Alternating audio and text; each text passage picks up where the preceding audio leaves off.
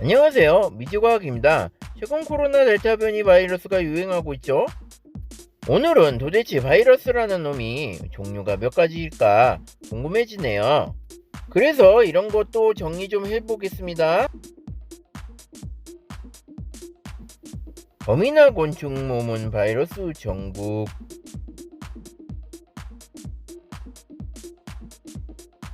인터넷에서 바이러스를 검색하면 세균보다 크기가 작은 전염성 병원체라는 설명이 나옵니다.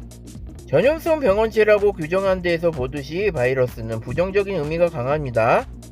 바이러스라는 단어 자체가 독을 뜻하는 라틴어 낱말 비루스에서 나왔다고 합니다. 크기는 10에서 1000나노 사이로 세균 여과기를 통과할 수 있을 정도로 작습니다.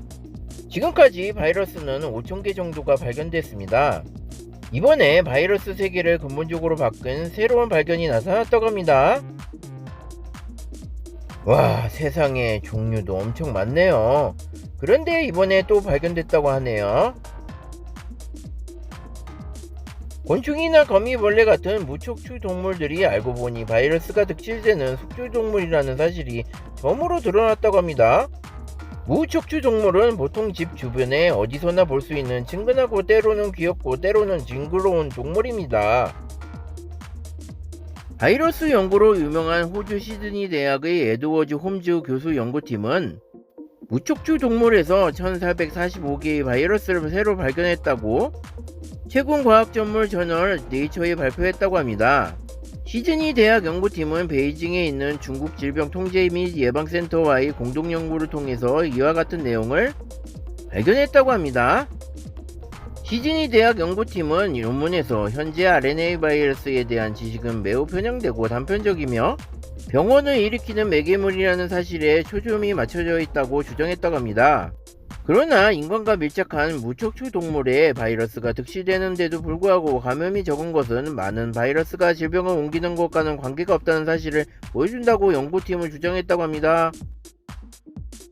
홈즈 교수는 무척추 동물들이 많은 바이러스의 숙주 역할을 하지만 대부분의 바이러스는 사람에게 옮기지 않을 뿐더러 무척추 동물은 생태계에서 매우 중요한 역할을 하므로 곤충을 무서워할 필요는 없다고 말했다고 합니다.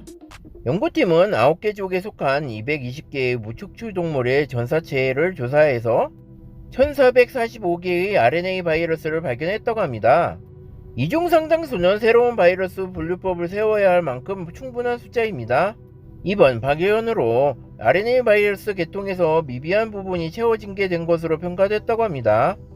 무척추 동물의 바이러스는 유전체가 남다르게 유연해서 수시로 재조합하고 바이러스 사이에 유전자를 교환하며 유전자를 획득하거나 상실하는 현상이 나타났다고 합니다.